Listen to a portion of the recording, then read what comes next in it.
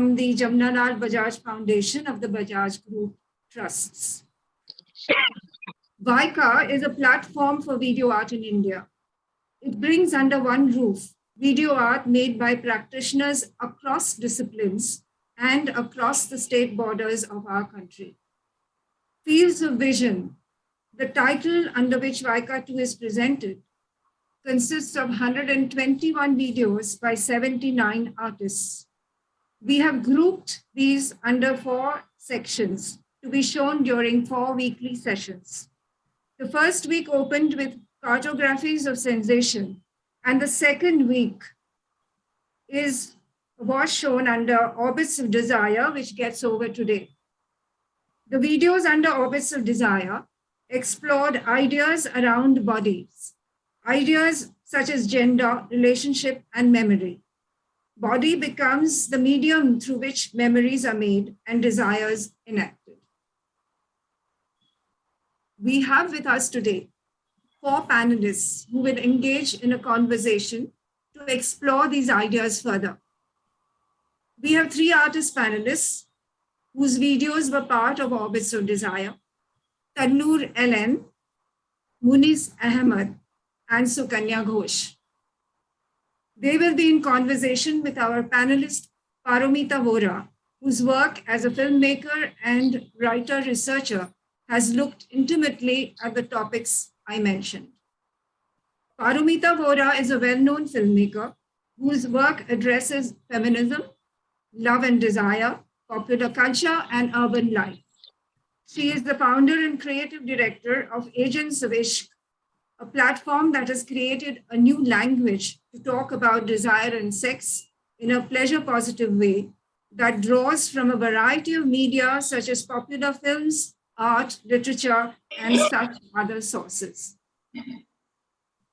Artist Tallur LN works with sculpture, wall pieces, site-specific installation, and interactive work. The main thrust of his work is to expose the everyday absurdities of life and the characteristic anxieties of contemporary society. Living between Bengaluru and Seoul, Tallur correlates the traditional and the contemporary, incorporating objects from craft, found material, organic, and industrial in his work. His work has been shown nationally and internationally on a wide scale. He was awarded the Skoda Prize in 2012, and some of you might have seen his work in the first edition of Kochi Museris Biennale in 2012. Moonis Shah is from Srinagar, Kashmir. Working in installations, sculpture, programming, sound, and video, his interest lies on the intersection of contemporary art, philosophical speculation, and historical inquiry. Exploring the potential of contested ecologies, he raises questions of territoriality and memory. Moonis has exhibited his work in India, Australia, Switzerland, and New Zealand, amongst other countries. He has participated in various residencies and received the Foundation of Indian Contemporary Arts Emerging Artist Award 2017-18. Moonis teaches at the University of Melbourne, Australia, and is a recipient of the Australian Graduate Research and Training Program Scholarship. He lives and works between Kashmir and Melbourne. Sukanya Ghosh, our 3rd artist panelist, works across painting, photography, animation, and the moving image. After a degree in painting from the MS University Vadodara, Sukanya studied animation at the National Institute of Design, Ahmedabad. At the heart of her work engagement is a process of layering, erasure, and collage. She uses found images alongside the drawn and works through a trajectory of image fragments and tonal complements. She has shown her work at prestigious museums and festivals in China, at Serendipity Arts Festival, Goa, and the Bhav Daji Art Museum, Mumbai, to name a few. She has been awarded the Charles Wallace Trust Award, the Commonwealth Vision Award, and the Sarai Independent Fellowship. She has also been in charge of design and managing the arts program at the Seagull Arts and Media Resources Center, Kolkata. She lives and works between Delhi and Kolkata. And now it's over to you, Paromita. The stage is yours. Thank you, Bharti. Welcome everybody who's watching, and also welcome to all the artists whose beautiful work you would have seen, which I was filled with pleasure to watch. I'm going to start by asking a question about the thematic that your videos are in, Orbits of Desire, and how you see your particular work as located inside that theme. Maybe we could start with Tallur. So I'm when I started this whole project, it's more I wanted to kind of record history of historical dust, like the carpet which I have used in that the film. It's actually has a it's a 85 years old, and there are so many people walked on that carpet, like Nawab of Gujarat and his whole family, the king, and the ministers, and on top of that the contemporary museologists or officers, and so there's so many people walked on that, and there may be a dust they touched, and the museum is all about recording the history and recording the the something has happened, so the memory. So it's basically, it started as a memory, historical, documenting a historical memory. It started something like that, and then generally whenever I make a work, so different curators comes up with their own thoughts and their own ideas. So they kind of put them in certain framework, which always excites me. Sometimes I agree, sometimes I don't agree, but it's an exciting area that you start seeing your own work in a other's eye or other's view. So always I'm kind of more excited to hear their view. Why? Because it's more for me pushing myself into that framework. So if it works out reverse, then it's more exciting, I think. I mean, and I suppose, like Bharti said right in the beginning, that the body becomes the thing that makes memory in a way. Yeah. And the idea of all these different people walking, their bodies leaving a trace, in a sense, on the carpet is what makes this video belong in that particular section. But what happens if you don't agree with the way that your video has been framed by curator? No, I take it very positively. I think it's others' artwork, based on my artwork. So that's very exciting. So I learn from that. I try to understand that also. But many a time, it takes time to sink in. It's not one program or one, but I can say, oh, I agree or something. It's when I agree, I really have to agree and sink in. So that's very important for me. So at the moment, yeah, I mean, it's interesting. I have to watch and observe more.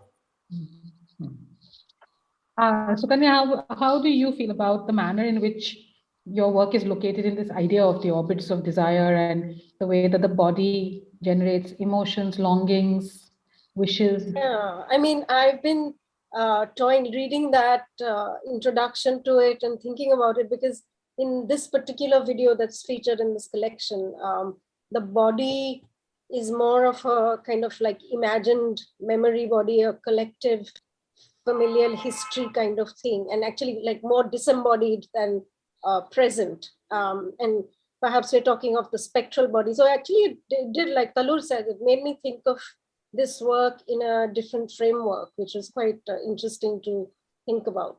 And, you know, I was reading the lines and kind of finding all these associations, because somewhere in the description, it talks about circumscribing bodily acts. And, you know, I've dealt with so much geometry and planes and lines of sight. And one of the definitions of circumscribing something is a very mathematical, geometrical association.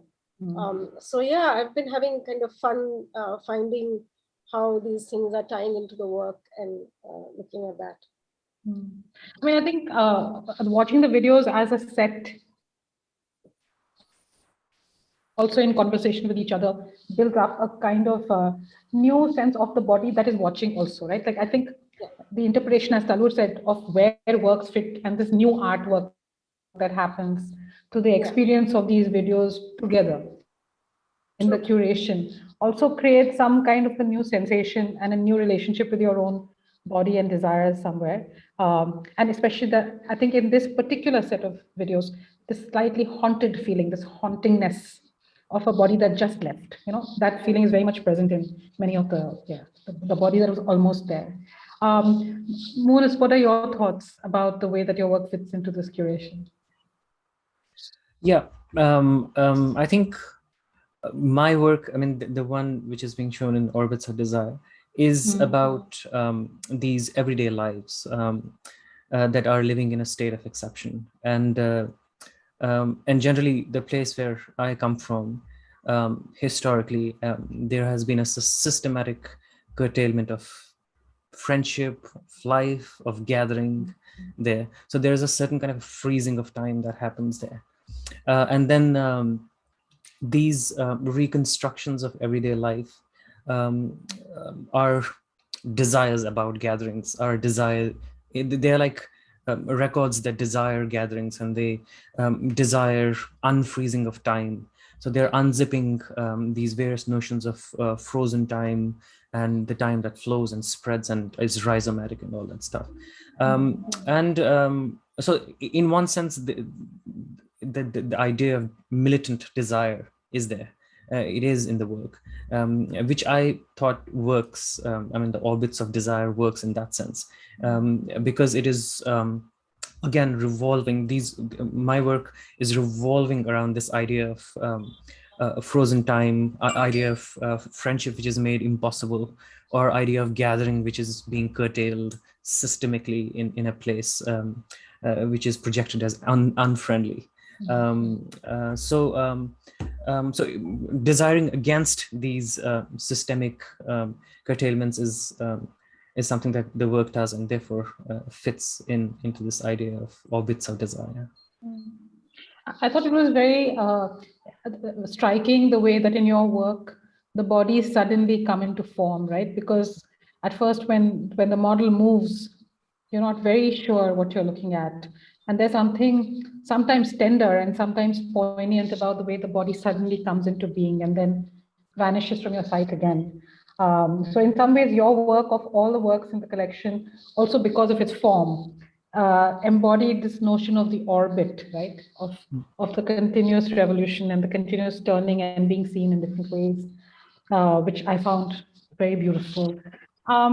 Actually, to continue with talking to you about your work, I was curious about how you arrived at the form that you've used. Actually, yes, the journey of arrival at that particular construction of the work. So I think there's a lot of process that was involved. So I was particular about using a technique. It's a very old technique. It's called photogrammetry. And it's a very old technique. Its history goes back to Renaissance, and I was particularly very interested in using it as a conceptual process as well, rather than just a formal process. So what happens in photogrammetry is that I mean, modern photographic photogrammetry is what happens is that if you have to create a photogrammetric reconstruction, you take, say, for example, 100 or 200 photographs while you're moving around the object. And then you stitch those 100 photographs together to to create a 3D form or a 3D model or a 3D reconstruction. Now, the history of this technique is very particularly interesting because this technique is generally used to map territories. It's a very cartographic technique. So it's used in cartography and mapping of territories. So there's a lot of overlap of cartography with the idea of nation state, because nation state is a result of intersection between politics and cartography. So using a photogrammetry to present these beings or present these stories that are posited against this idea of that are posited against this system that disallows friendship or disallows gathering or disallows life itself was very interesting. It was an inversion of the cartography as a political tool itself.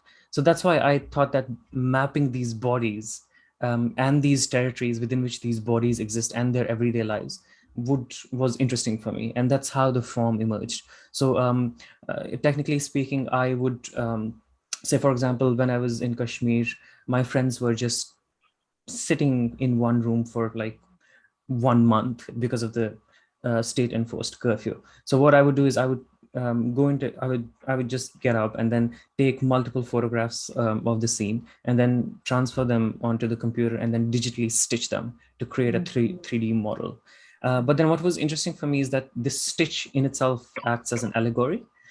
It's possible, like you just pointed out, it becomes possible at some points. I mean, the image is coherent, but at some point it just breaks apart, and the figures and the landscapes, they just dissolve into void or illegibility and all that stuff. So this was for me very interesting, that when it rotates and goes into this orbit, these images fall apart and come together and fall apart. So again, it's not about the regional figures particularly that I'm talking about, but it's about the sensibility of what it is to live in a state of exception and how to make sense of it in that sense. Yeah. I mean, I think there's a lot of precision in the work in that sense, that both the kind of form you have used, which requires precision, and then the evocation of this feeling of stasis, which is evoked very precisely. So I think that was marvelous. Tallur, your form also has a different kind of precision. There is a kind of precision of time in the form that you have used.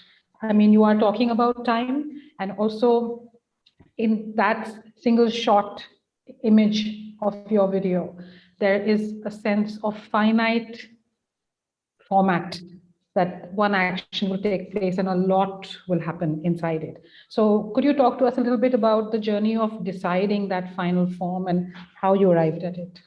Yeah. I mean, since last 6-7 years, I'm trying to kind of make video, but whenever I make the video, I feel, I'm not kind of satisfied. It's partly because I feel like I'm looking through the, camera. So this feeling is very uncomfortable, that, looking through the camera or some of the work looks like a, collage.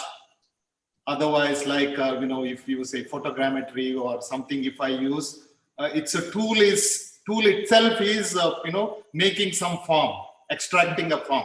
So now what is artist's role is always a question for me.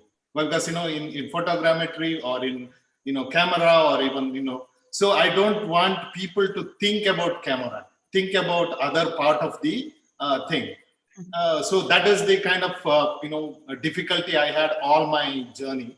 So, I mean, when I did this, I was kind of little satisfied. So that's the reason I kind of put them in shows or things like that. So now, there's one thing, I'm not kind of a very techno person. I'm a sculptor, and I'm doing this new technology, for me, camera or a 4K phantom cameras and all very new and difficult to sink in.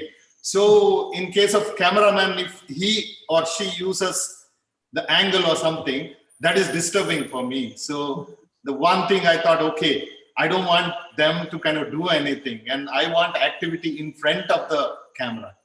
So it should look almost like a sculpture or something. So that was in my head. So the best thing was, not to allow them to do anything. Instead, do something in front of the camera. So that is kind of quite exciting. So I kind of decided to come with one frame, and you work out all the possibility and all the limitations of that frame, and it worked very well for me in that situation. So how I'm going further with other works, I'm kind of quite excited about myself to work it out. I mean, I think what is exciting about the video is also that there is an almost classical image when you look at it. And in some ways, when you say doing things in front of the camera, it's almost like going back to the beginning of film, where the camera is more or less static and people do things in front of the camera. So to actually translate that into a sculptural image or into a painterly image is actually a very interesting thing to see in the video. And it is definitely exciting in a different way than a lot of what video art is used for, or in the ways that video art is used. So I'm looking forward to seeing what else you're going to do of this kind. So Kanya, in your work, there is a lot of different techniques, animation techniques, and working with stills and so on. And I'm curious about how you evolve that form and what it is that you hope the form would evoke in the viewer. Okay, so it's a long story, and it goes the back best kind. Very literally to I studied painting and then went on to study animation. So what happened was that I looked at the moving image always in terms of frames. So the individual still, the drawn, the created still, which put together forms an image. So that was always my intention when I studied animation as well. And then I kind of wanted to do something which appropriated kind of a direct animation technique, which meant in the old days of celluloid to kind of draw on the film itself, like Norman McLaren, etc. would do, and then play it. It's except that the tools I used were digital at the time. And I began doing these works really far back because there was a piece of software that allowed me to create a moving image and then export it as individual, like a contact sheet. And then you could scribble on that or make image on that, and it would re-import it back as a film. So now, unfortunately, thanks to the vagaries of modern software, that particular thing has been made obsolete, so it no longer exists. And but even so, I mean, that's just the working with the individual images and collaging. I mean, that's something that reappears in my work. And I've been calling them optical collages because they're kind of working with light, working with all kinds of different techniques put into them. And the second thing is that this work, and for the last couple of years, I've been working with these photographs, which are quite like an analog technique of actually working with the physical photograph, creating photographs with the old negatives that I've found. So all these films are very handcrafted. There's an element of like literally making them frame by frame, putting it together, stitching it together.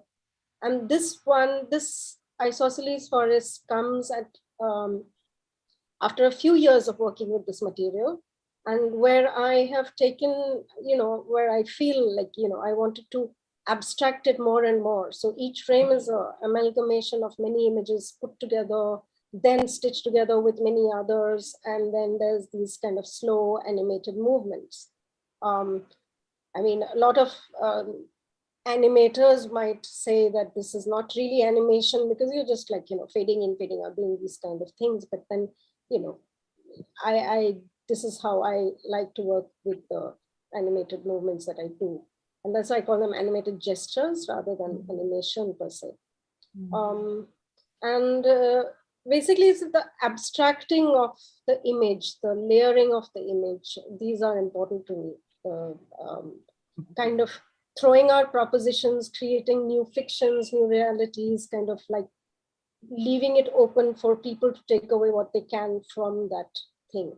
And perhaps the last thing you have to remember is also these are made for exhibited spaces mostly. So they're images that run in a loop, projected in an exhibition space where people watch it differently. So I was also interested because of showing these in this kind of a festival where you see it actually as a discrete film. Because usually if you walk into a situation where a film is playing, you can enter it from any point and it kind of goes on from there. When you say that like layering is very important for you, could you elaborate on that? Why is layering so important for you? Not sure. I don't know. I have a fascination for mistakes, errors, which you get in bucket loads and these things. So I've also been interested in removing things from an image, adding things to an image. And this has been my practice. And I have failed to identify the source of where that interest comes from. But it seems whatever I do, I'm not happy with the single image as it is. I want to put something on it. I want to interfere with the image. I want to erase. I want to recreate. I want to build. I want to break down the visual thing. Since you mentioned that you want to interfere with the image, I'm actually going to ask a question that is always on my mind when I see any piece of art, the title. Just because actually Tallur's work is called Interference, and I thought of this. Why did you choose the name you have chosen for your work? Yeah, it's a museum cleaning their art object, and I'm interfering. I mean, to their system. There is already a system, so the other system comes in, and then little disturbs or little that's an interference. Interference also, in science, there is a two lights, and then two things overlaps together. Then there is an interference happens, and then there's a third kind of light also comes out of it. So it's a walking towards a third dimension or something. So, but constantly they are interfering. Even the guy, the whole cleaning method. It's totally different in the West, and totally different in our context. It also shows our situation, and it also gives the insight of contemporary as well as the past situation. So these are all like many areas trying to interfere. That's what I feel. That's the reason maybe I and then it's an easy way to enter into the work. You are giving them familiar words also. So the audience. But I have only in the US I saw once in a bigger size. Original work is really it's a 30 feet by 12 feet size you have to see. Why? Because human scale is very important. When you are weaving, and you are weaving almost same size person. So that relationship or that interference is very, very important. Why? Because you are associating directly, and it's a big screen, and it's something like in a film theater, first class, in the front ticket. If you get, then your way of viewing the whole screen is very different. The actor is very, you are interfering that way. So that also, unfortunately, because of pandemic, we are all doing online. So I want that physical thing and physical, I have not yet sensed or experienced the viewer's experience of the size. Yeah. So then you become one with the interference when you are the same size as the figure. Yeah. Moonis, the title of your work is alluring, and it's like the title of a ballet, right? Almost. accidentally miraculous bodies. So do you talk about how you chose the title? Why this title?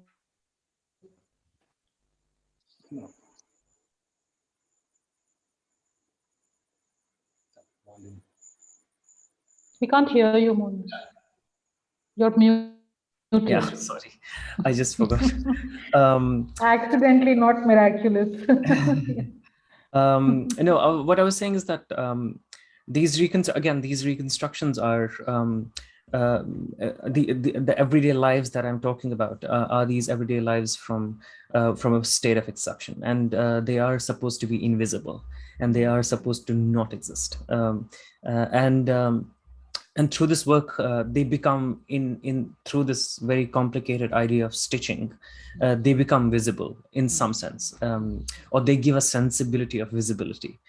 So therefore, this everyday idea of state of exception is broken, and it's accidentally broken, and it becomes miraculous. But yet still, it is the same everyday life.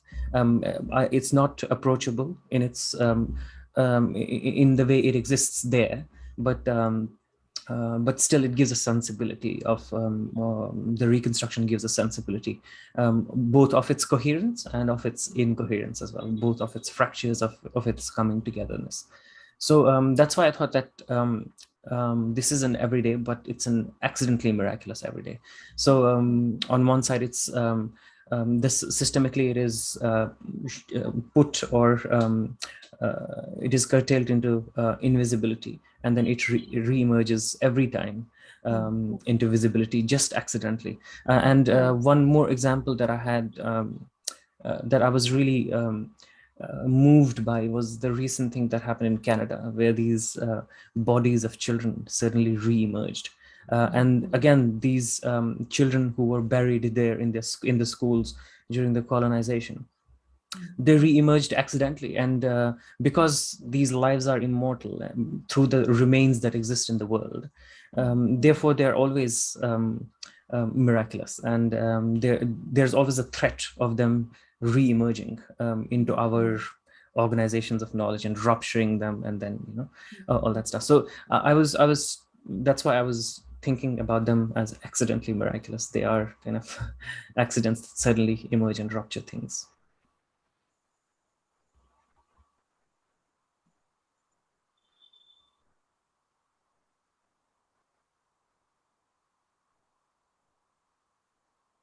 Beautiful, right? Those come into when you were speaking earlier, and the idea of why is the idea of friendship within this context so vital to you?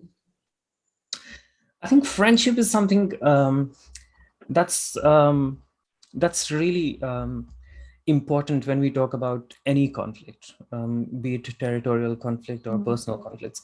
And I think there are two things that I've recently come to kind of conceptually engage with, and thanks to certain friends of mine who pointed it out. And it's that the idea of gathering and the idea of friendship, they are both these two processes, or these two really complicated events that are curtailed in places like, say, any place like Kashmir, or during colonization in Australia or Canada or India, even other parts of India.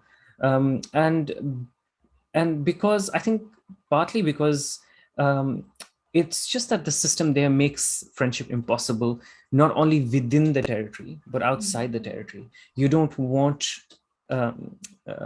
people to be friends with the territory, or with you don't want to be friends with people who are made invisible systemically or historically by a system, because if you allow that, if a state allows that, then these invisible lives become visible. And it's this, and the most simplest form of example that I can think of is the recent farmer protests in India.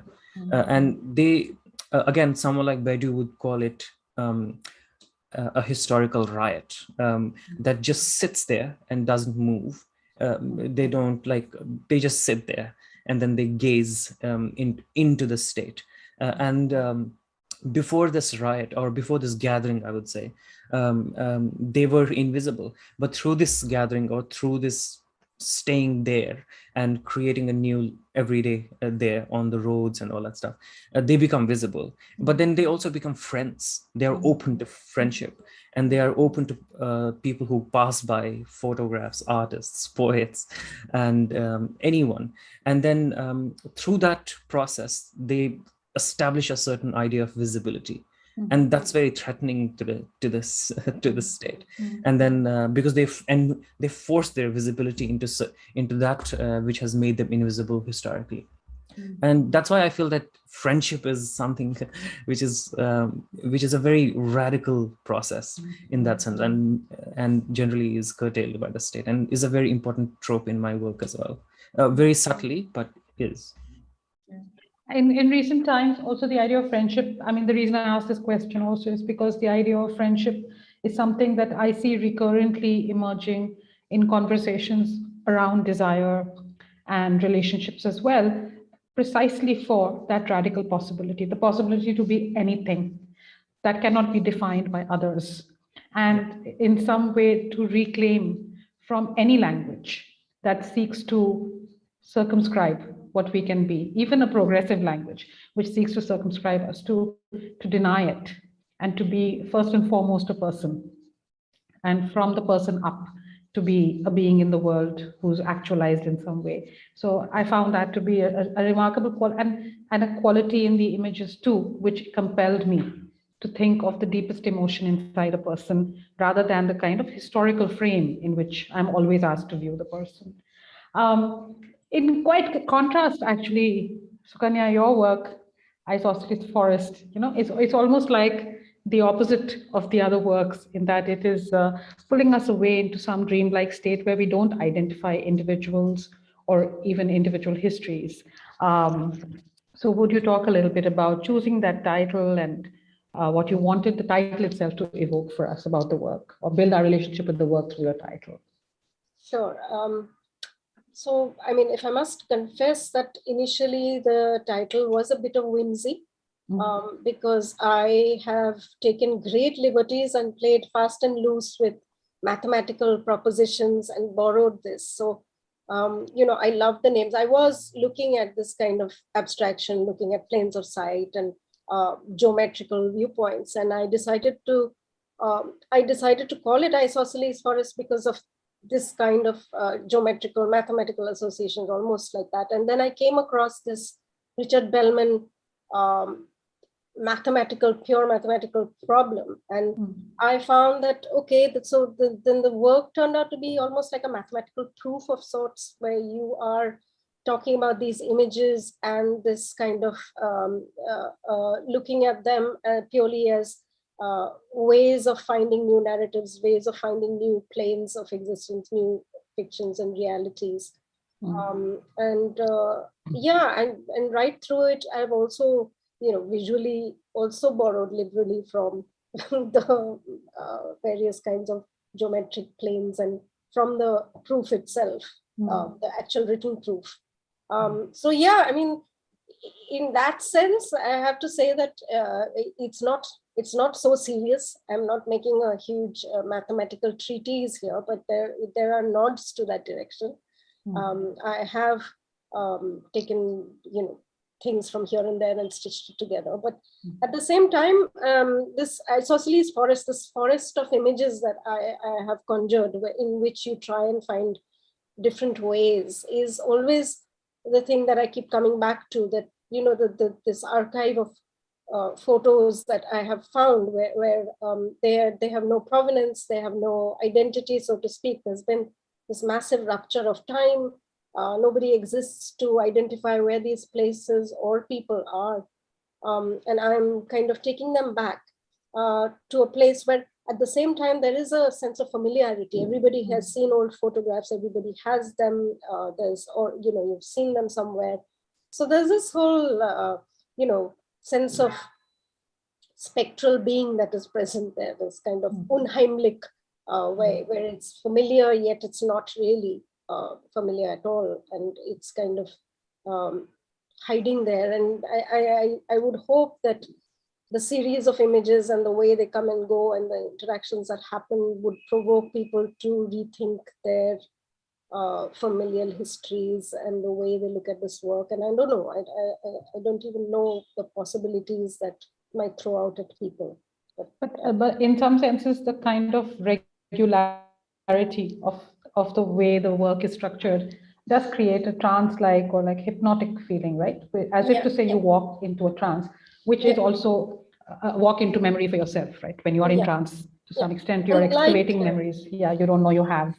Yeah, exactly. And like memory, you know, remembered things are often changed and changed a bit more, and you don't really, there's no authentic memory as such. So these kind of echoes come up in the work.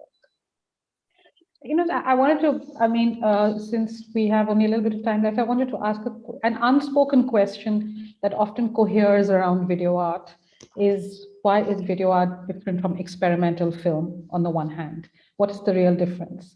And I'm curious to know how you respond to that idea, like how actually one defines video art when it is undefinable at some level, or maybe not, I don't know. But also in today's moment, when we live in a time of video, like when video is an endless language around us, what really becomes the space that video art is functioning in within that larger world of video? I wondered what you would say, Tallur, since it's a newer form and you have grappled with it in some way more recently. Yeah, I think it's a demand of my work itself. It didn't come from the outside for me. And, there are certain ideas or certain, things I see and I want to execute. I immediately see what medium.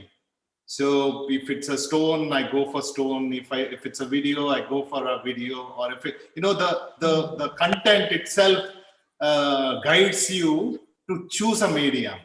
So now, in case of, when I visited first time in, Junagadh Museum, I was there for meeting a friend. And then, I saw this process. It's a huge carpet of 30 by 30. So half the carpet, they already kind of cleaned. And then immediately said, stop. So I want to video this. This is the only medium it can carry. Because, the two senses works out very easily in this medium. So, that's the quality or power of that medium. So I think it's very, very important to choose a right medium for the right idea to write this thing. So sometimes it rarely happens, and you check and many work fails and all this thing. It's a part of the process. But sometimes we also start, once you are familiar with the medium, you start thinking for the medium. Okay, this tool can say this, or this has this possibility. That's how it kind of opens up one by doors for you. So in fact, already I started, I'm quite excited and working on a second, the film where I wanted much more, not literal illustrative, ideas or thought. Completely like see what medium can say. And if I can say, write that very good text on that, I don't want to do that. I mean, if it's a right text, always I recently did a sculpture also, where, it's based on the historical sculpture. So to talk about most of the, people, they either use a text or a conversation as a medium to explain that work. So I try to create a sculpture to talk about another sculpture. So that's more exciting for me. The sculpture talking about another sculpture, it's the same medium, same thought. So that's excites me. Something similarly, I feel more and more we have to find the right medium, I guess. But if I can ask you to abstract from what you said, what it is that you think that video art can do as a tool, which other tools don't do? Oh, I mean, as I said, it has two senses. You know, of course, from the two senses, you can create a third sense or a fourth sense or a, total fifth sense. Amazing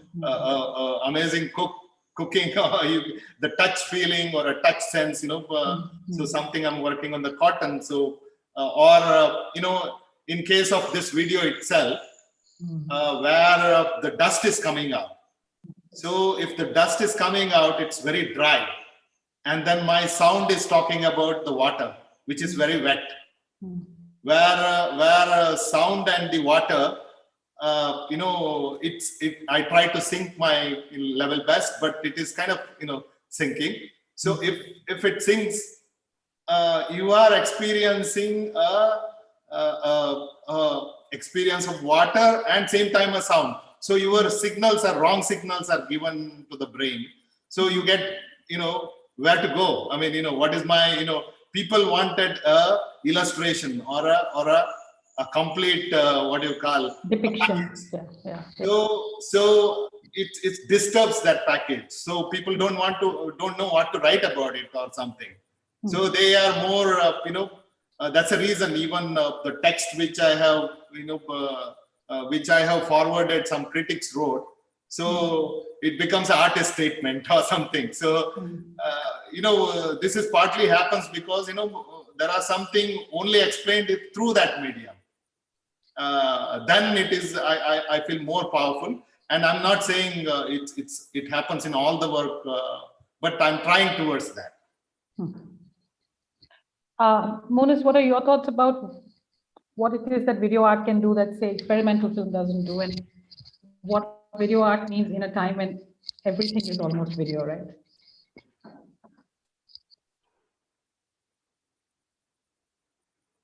You're muted. Gosh. Okay. It's I think it's a very complicated question for me. The question of material is always very complicated because material always embodies its own history, its own politics, and its own body. And it's not necessarily important always to address such histories and such bodies. You can. So I really appreciate. I mean, I really love about Sukanya's video is this. I mean, it can be a totally wrong reading. Sorry, Sukanya. But what I really love about it is that it begins with this axiomatic triangle that starts to dissect this portrait, and then through that dissection of portrait, it comes up with new worlds and articulates something totally radically different, but through an axiom, through a very axiomatic and a mathematical start. And that's, I mean, that's really complicated. I mean, that's really exciting as well, because I mean, if you look at what mathematics does generally, it's the same thing. And when we go into the theory of mathematics, we see that numbers are impossible in themselves because there is just indiscernibility. That whatever surrounds us is indiscernible. It's not possible to discern it. But then how mathematics deals with such indiscernibility is through axioms. Let X be this, and then what do we do? And then it starts to build and build and build. Material. So similarly, material or techniques or tools can help us in that way to create these actions on which we kind of investigate histories or lives, personal. We can investigate politics. We can investigate love relationships and create our own worlds. I think it's very important to create. I mean, for me, especially in my practice, to create the worlds in themselves, to create a sensibility of the world in itself. Like Van Gogh's shoes. When Van Gogh paints the peasant's shoe, he's not just merely representing the peasant's shoe, but he's creating the world of the peasant in it. So there is dirt on it and there's water on it. So it's just the whole world, the aura of the world within that shoes. So in that sense, I mean, I'm diverging totally into something else. But coming back to your question, what can video do? Is that it's really complicated to address material in your work, because material has all of this history and baggage, and you don't necessarily have to engage with it, but it is there. And then in my work personally, I really enjoy kind of investigating the histories of the material, and or the techniques or the processes that I use, and then what kind of meaning structures or interventions does the material itself create in the work.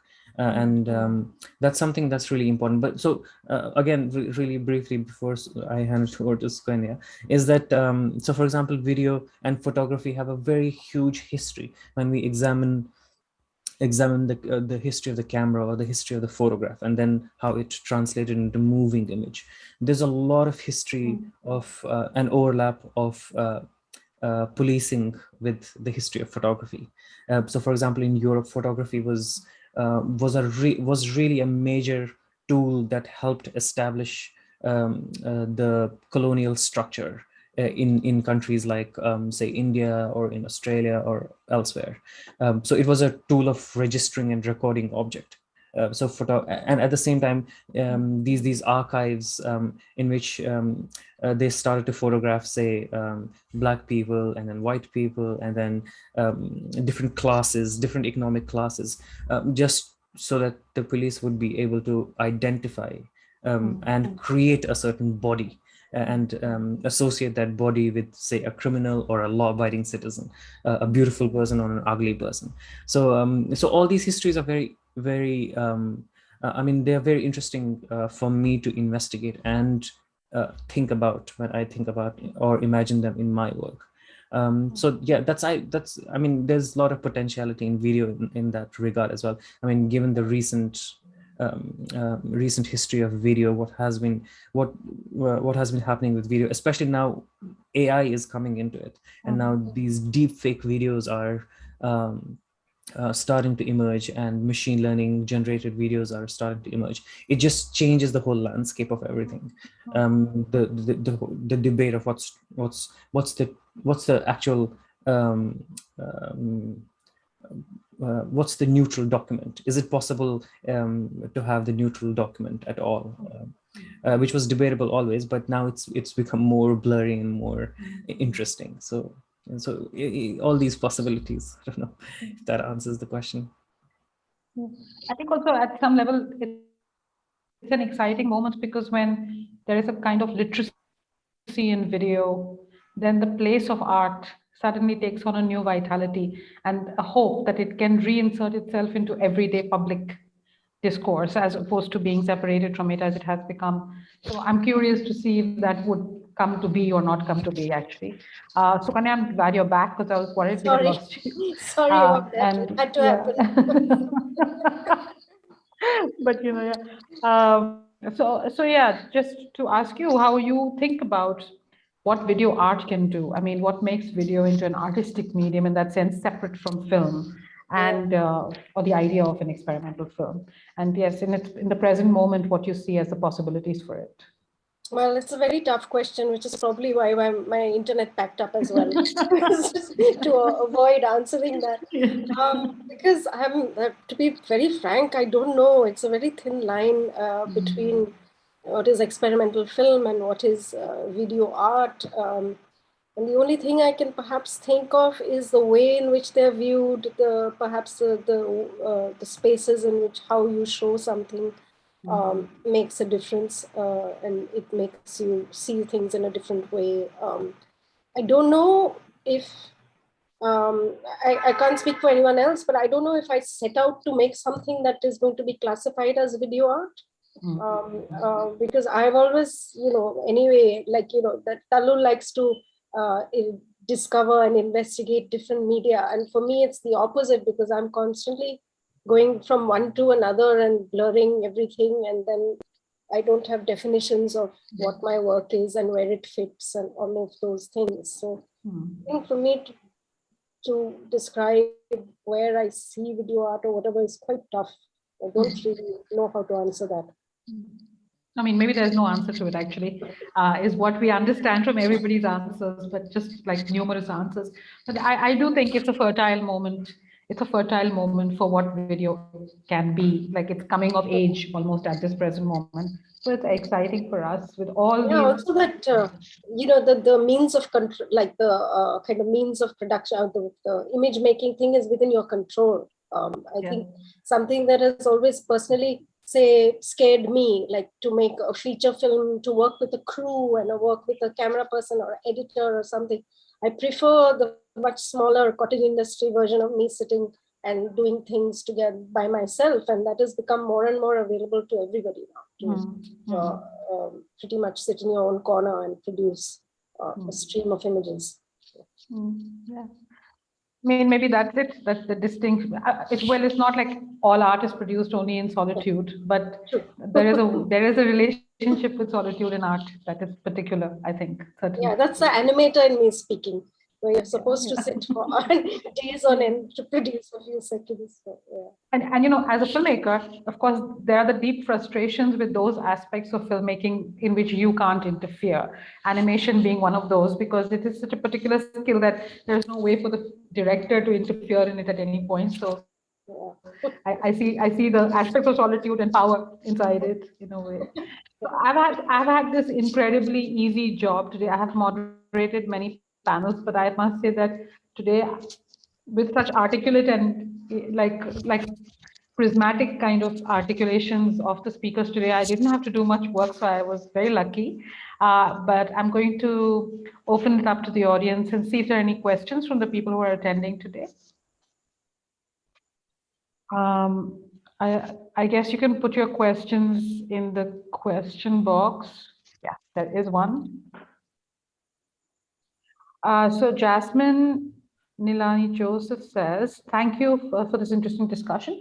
Usually artists keep a kind of style and limitation in each discipline. When you work with video, do you keep that kind of limitation or style in terms of concept, software, inputs, size, and frame? Do you think it would be possible to keep a kind of own style in video art?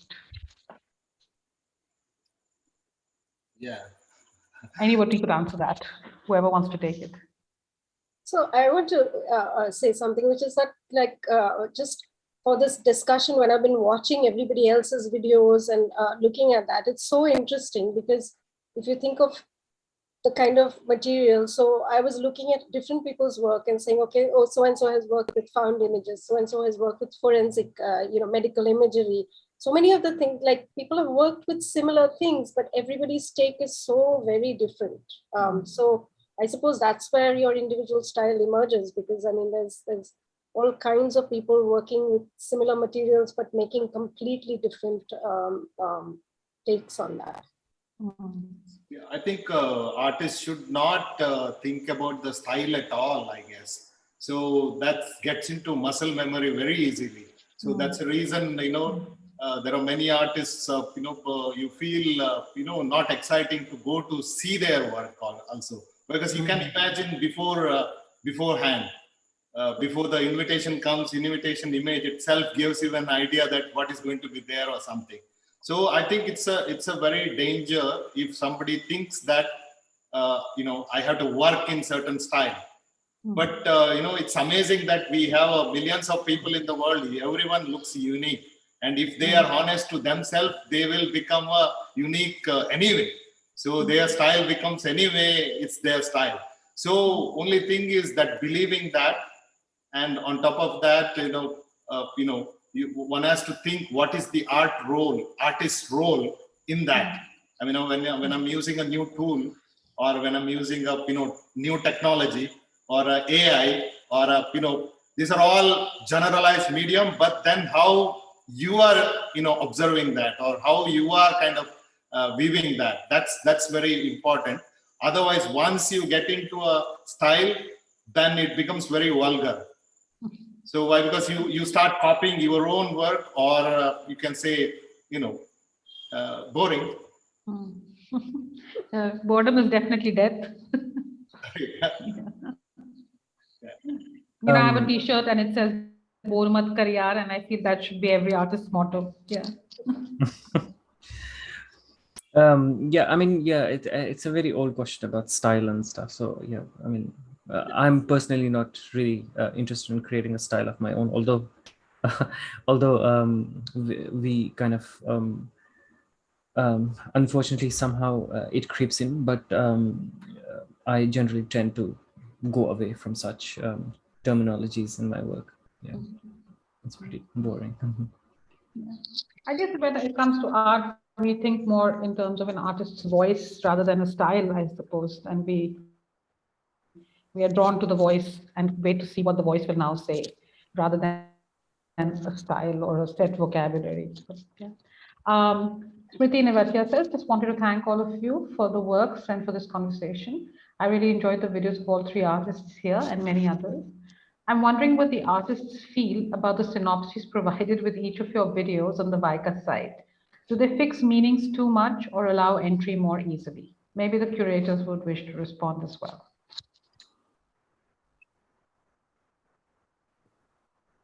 But maybe the artists can respond while the curators decide if they want to respond. Yeah, Simriti, I think that's a really nice question. I mean, generally what happens with, generally how I understand this is, especially with the titles of the works and synopsis of the works, is that they should add on to the work rather than explaining them as mere objects, like you have in a museum setting of some sort. So I definitely agree that they should add more to the meaning and open up more worlds into the work, or open up more entries. I'm not sure about if they should allow easy entry into the work, but they should open more entries into the work. So that's what I think probably is the aim of the text that exists on VAICA site, on my video at least. But yeah, over to other. Do any of the curators want to respond?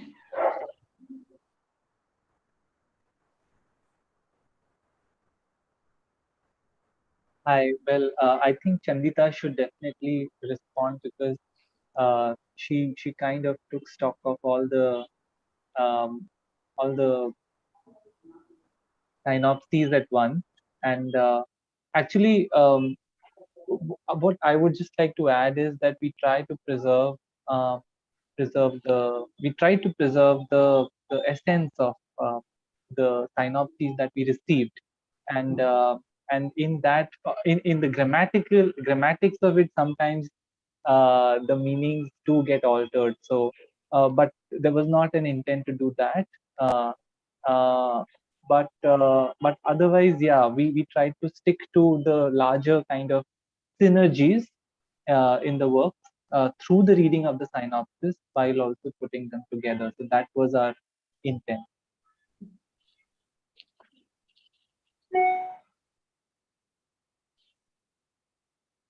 Chandita, do you want to say something? No, I don't want to say anything.